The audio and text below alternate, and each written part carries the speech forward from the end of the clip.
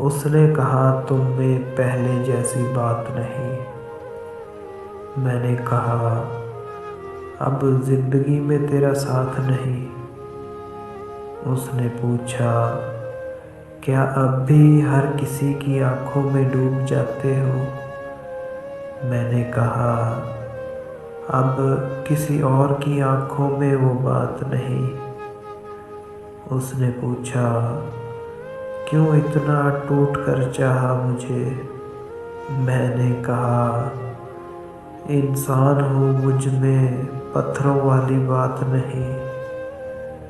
उसने पूछा, क्या मैं बेवफा हूँ? उसने पूछा, क्या मैं बेवफा हूँ? मैंने कहा, अब मुझे वफा की तलाश नहीं। उसने कहा, भूल जाओ मुझे। उसने कहा, भूल जाओ मुझे। मैंने कहा, तुम हकीकत हो, कोई ख्वाब नहीं।